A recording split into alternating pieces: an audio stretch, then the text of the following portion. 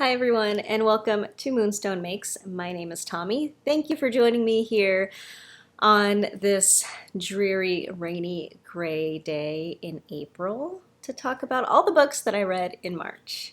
The first book that I read in March is called All Systems Red, which is a novella by Martha Wells.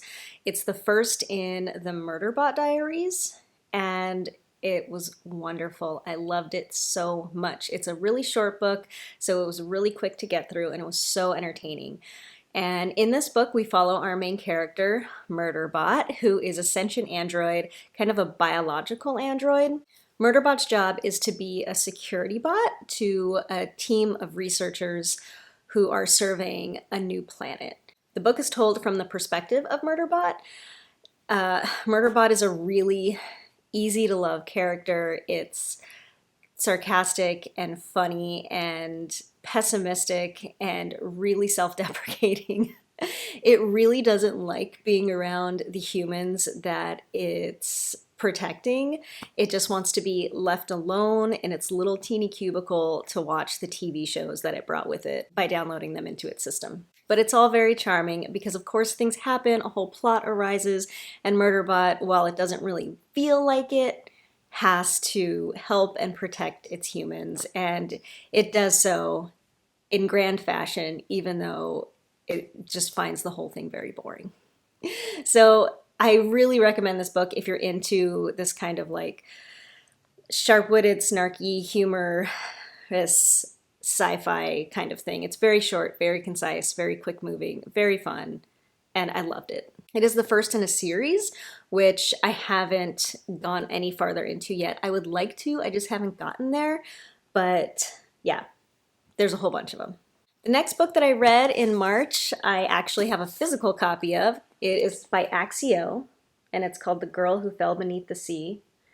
And this is a really, really beautiful physical copy of this book. I love it.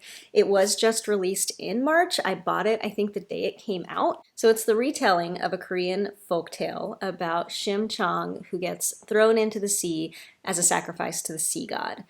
And in this version, a young girl named Mina actually sacrifices herself to the sea god instead of Shim Chong. As Shim Chong is about to go into the water, Mina says no and jumps in herself, and it goes on from there. So we're following Mina, who's a young woman, through the spirit world where she meets spirits and demons and magical creatures. She befriends all of them mostly, and her new friends are trying to work toward pretty much saving the sea god. And by saving the sea god, saving her own world beyond the spirit world where people live and are alive. So it was pretty good. This book was a really fun, like, adventure story, and it was full of like all of the magical stuff that we really love. The spirit realm and like friendly spirits and mischievous demons who are also kind of friendly though. Themes of love and family and found family. And so much of this book was so very sweet and heartwarming and just like nice and pleasant. That being said, there were a few things in this book that kind of knocked it down a little bit for me from being just like a purely fun 5-star kind of I love it kind of book. And the first thing is that the whole plot of what you're trying to figure out throughout the book felt a little confused. Like, not confusing, but like confused. So you're kind of figuring out what's going on as the main character, Mina, is figuring out what's going on and trying to figure out how to fix it. And it just didn't seem well fleshed out or something. I don't know. It just felt like as you're figuring out what's going on and as it's being explained to you, like what's going on, it felt a little convoluted. So there's that. Also, there's like a romance in this book, which I don't love that kind of thing. And you can always find this type of romance in this type of fantasy, I feel like. And I just, for one, don't love it. And for two, it felt a little hollow or something.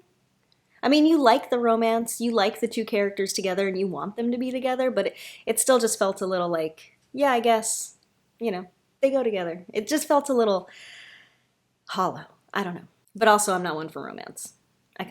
I kind of don't care about it. Like it almost felt tacked on to me, but maybe that's just because I don't really care about the romance in these kinds of books. And then the other thing is, well, I do love the imagery of like the whole spirit world thing. That wasn't, I don't think, as fleshed out as you may have wanted it to be. Like, I feel like I have my own imagery of a spirit world in my head, and so I used a lot of that, and I don't think a lot of the imagery came from the book. There's not a lot of great imagery in the book. It feels a little flat, just a little bit. A lot of people bring Spirited Away into the conversation around this book, and I feel like a lot of what I was picturing in my head as I was reading it came from Spirited Away rather than anything coming from the book.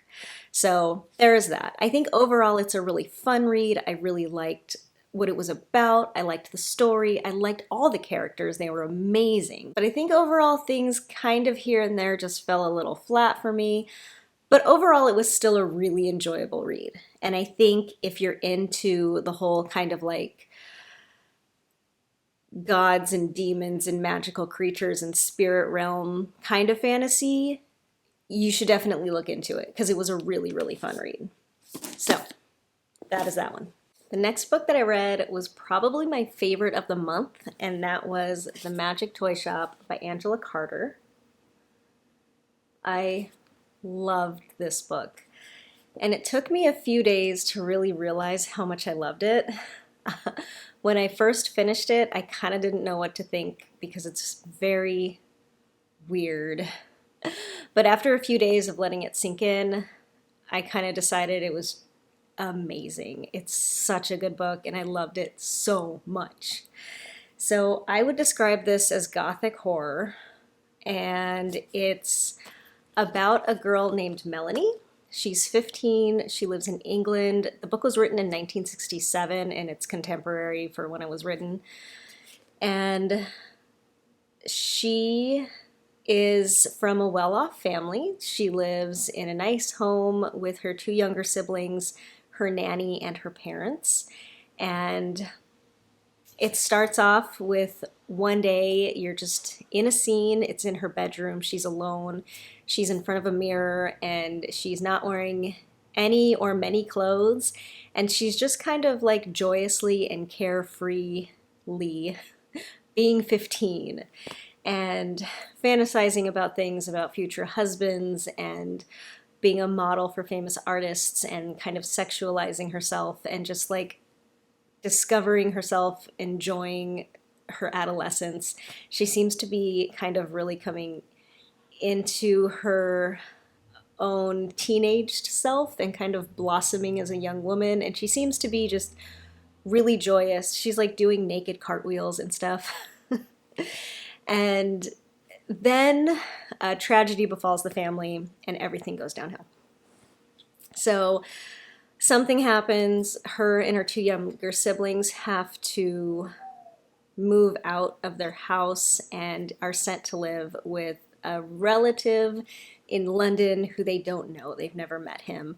They've only ever seen a picture of him and only ever had like a bad feeling about him. And this relative is their Uncle Philip. He is a toy maker. He owns a toy shop in London, and he lives in an apartment above his toy shop. So all three of the siblings go live with him.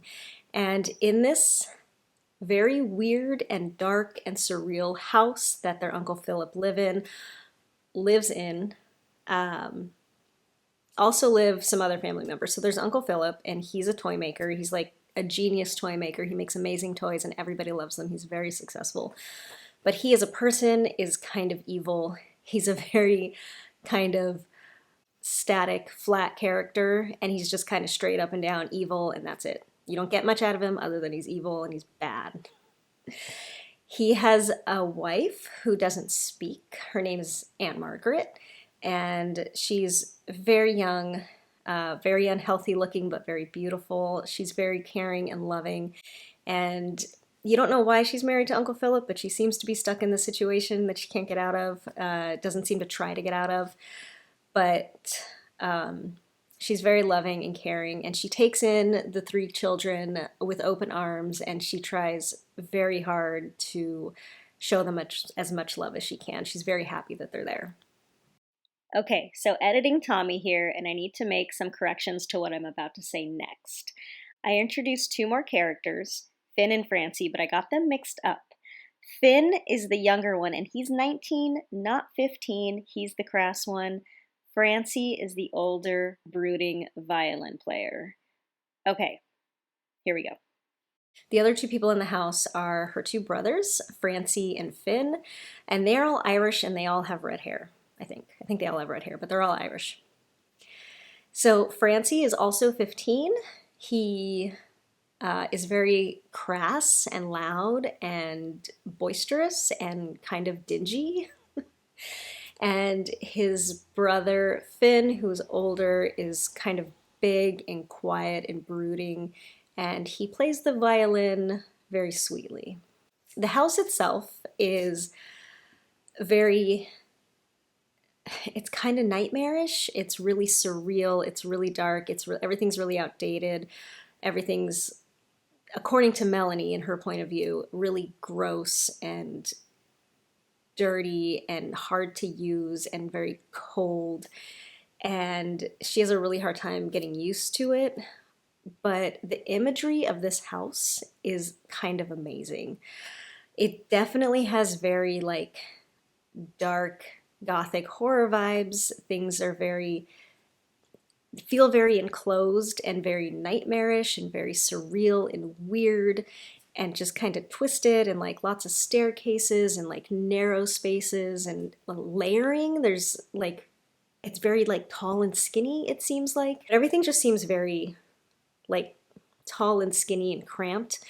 But the imagery in this book has a way of like, the house is described in a way that makes it feel really quite rich and detailed and vast in its own weird way, and very beautiful, even though it's very dark and weird. Lots of weird and horrible things happen in this house. There's a lot of domestic, mental, and physical abuse that go on in this house. There is some sexual abuse that goes on in this house since Melanie arrives. And there's like life-sized marionette grotesque shows that get put on in the basement just for the family that Melanie's forced to take part in. And they're just like weird family dynamics, weird dinner rituals, very weird and toxic and nightmarish things happen in this house. Nothing that like actually magical or fantastical, just twisted and dark and very weird and surreal. I feel like the most magical thing actually about this book is how surreal everything is. And pretty much it's a dark book, but kind of the themes floating around this book are very heavy in gender roles, power dynamics. It's a feminist work, I would say, and I don't know like the different forms of feminist literature, but it's not the kind of feminism where it's like uplifting a woman character. It's more like exploring gender roles in a more realistic way and emphasizing the bad things that happen and when you're in a certain situation, and like that's just the situation, so you deal with it pretty much. It's an exploration of gender norms, of power dynamics, of feminine roles in society. It delves a lot into marriage, having children, the roles that women are supposed to take on. Doesn't have a high view of marriage or of having children, really. It's a weird book. It's very weird, but it's very good. The imagery is beautiful, even though it's dark and nightmarish. It's so beautiful, and it's very engrossing. I read it very quickly because I couldn't really tear myself out of this world. It like really sucked me in, and there's a lot to think about in this book because you're confronted with a lot of things that you kind of have to accept, and it's weird. Anyway, there is a quote that I'm going to read you that I feel like kind of gets across something really well. And in this quote, it refers to something called the wedding dress night, which is like a whole thing on its own, and I really want to talk about it, but I can't because then this would just be like a deep dive into this novel. But it's a cool scene. It's at the very beginning, but it's going to address that And anyway, here it is. But in spite of all that, they were red and had substance, and she, Melanie, was forever gray, a shadow. It was the fault of the wedding dress night, when she married the shadows and the world ended. All this was taking place in an empty space at the end of the world. She dried cups, saucers, and plates on a soaking cloth, for there was nothing else for her to do. Okay, so that's the Magic Toy Shop. It's so good. It's really amazing. If you're into Gothic literature, I don't know, as you'll see later, Gothic literature is like kind of, it's broad. There's a lot of different types of Gothic literature. Some of it I love, some of it I don't. But probably if you like Gothic literature or you like things that are kind of horror-esque, although not like explicitly horror, just like kind of like has a vague horror vibe. It's a very subtle, unsettling kind of horror. Anyway, if you're into that stuff, definitely read this book. It's so good. The next book that I read is called The Employees by Olga Raven. And this book is on the book, it's shortlisted for the Booker Prize, and that's how I heard about it. And it's a pretty short book. The whole book is structured as a series of statements taken from a whole bunch of different people. It is science fiction, and it is a really slow burn, subtle, kind of weird kind of thing. I wouldn't say there's much about this book that is very solid, but kind of essentially the idea is that there's a ship traveling through space. It's called the 6000 ship, and the crew of this ship is made up of human and non-human people. So the non-human people are pretty much some kind of construct. They're androids or something, but they're human-like. They're humanoids. There's human and humanoids is how they pretty much put it. And this ship has taken samples from a planet called New Discovery, and these samples are like different sized and shaped like rocks and things, and they're all in a room on this ship. And pretty much what you're piecing together is the effect that these objects have on the entire crew and what starts happening to the crew because of these objects, pretty much. There's a lot that's unclear in this book, a lot that's left unsaid, and it's not like a very plot-based book. There's no like, this happens and then this happens and then this happens and then this is the end. You're piecing together just the types of things that are happening on this ship through these statements. It was really good. I read it very fast and I really enjoyed it. This is another one that's a little dark. It's kind of, I feel like an exploration of our collective human memory. I really enjoyed it. It's a short kind of like allegorical kind of thing. Check that out if you're interested in that kind of thing. It's a pretty quick, kind of contemplative little read.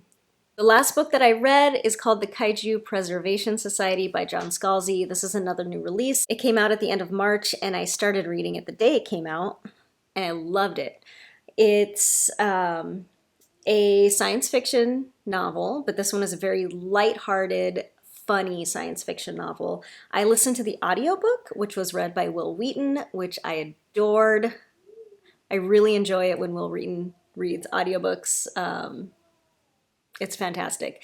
He really adds this like fun element to it. He definitely overacts a lot of it in my opinion, but it's kind of part of the charm. The Kaiju Preservation Society is about an alternate universe that we have access to where the world has evolved to have these giant creatures that are monsters. It's a world of monsters, and it's just an alternate Earth. So pretty much the book follows a main character named Jamie. It's at the beginning of the pandemic, which is another thing I really liked about this book, is it's set in 2020, and it's set in reality during the pandemic, the COVID-19 pandemic. And I kind of appreciate that. I know a lot of people don't like the reality of the pandemic in their fiction, but I kind of do because I feel like I can relate to it, and I like to see the real world reflected in fiction sometimes. Like a lot of TV shows did like pandemic episodes where like they like address the fact that this is what's happening right now, and I also really enjoyed those. But anyway, so it takes place during the pandemic in 2020, and Jamie has just lost his job. Lots of people are losing their jobs, and he gets offered this very mysterious job that he ends up taking because he's desperate. Turns out the job is to work in Kaiju Earth, which is what people call it. And he goes over there to this Earth, which is in an alternate reality. And he's pretty much on a scientific team that studies there for like a few months out of the year. It's like a pop science fiction, fun book. It was so fun to read. I loved it so much. The characters are wonderful and charming, and it's all very positive, and like everybody's just nice to each other. It's just a pleasant read. I mean, there is like a whole like plot where bad stuff happens and they have to kind of overcome it and like, you know, take down the bad guys and stuff like that. But for me, most of it was like the anecdotal parts of it where like you're kind of getting to know the world and the monsters and the relationships, and in like a very classic John Scalzi way. All of the dialogue is just like fun and witty and like sarcastic and sharp, and you know, there's lots of cursing in a very fun-loving way and stuff like that. It's just a good-natured, fun science fiction book about monsters and people, and I loved it. I totally loved it. Get the audiobook too. I definitely recommend Will Wheaton reading the Kaiju Preservation Society. So those are all the books that I read. There is one book that I did not finish, and I didn't even get very far into it. It is Rebecca by Daphne du Maurier. And this is a classic work of Gothic literature. It was written in the 30s. And I got 11 pages. No, I didn't. I got 31 pages into it and decided I was not going to get into it. I don't know much about the story, but so what I can piece together is it's like a girl who comes from nothing. She ends up getting swept away into the lives of rich people. And I think it's rich people drama. I think there's probably like lots of drama and maybe a murder and just drama and people being, I don't know. I kind of don't have much of a stomach for some type of Gothic novels that are about people and their dramas. And I don't know. I just like couldn't get into it. It's got a lot of very flowery prose, which is the type of imagery this book has. I couldn't really get into. People love the imagery of this book. People really love this book. It's a very well-loved book. Yeah, I just couldn't get into it. And I think there's a certain type of classic Gothic literature that is just like not my style, and I think this is it. That being said, there is one quote in this book that I tabbed straight away on page 11, and I still think about this quote because I really like it, and it's made me want to go back to try this book again, but I haven't. But it's this. Happiness is not a possession to be prized. It is a quality of thought, a state of mind. That's it. So, I don't know. I don't have much to say about it because I hardly got into it at all. I just couldn't get into it, and I didn't think I was going to enjoy it, so I gave it up. But no, a lot of people love Rebecca. Well, that is everything that I read in March. It is now early April. I've already finished one book, and I'm most of the way through another really fantastic book, so I can't wait to see what April brings for reading around here. Thank you so much for joining me. I'd love to hear about what you have been reading lately. Tell me in the comments below. And if you want to follow me over on Goodreads, my link is down below, as well as my links to Instagram, Patreon, all that kind of stuff. So yeah, thank you for being here today. I really, really appreciate you talking about books with me. And I can't wait to hear about what you've been reading. So I hope you're having a fantastic early spring. It's raining here right now, which is awesome because my dryer's broken. So I've been hanging my laundry out on the line, but I can't do that today because it's raining. So I have to figure that out. That's cool. Okay. Happy reading. Happy April. I will see you next time. Bye.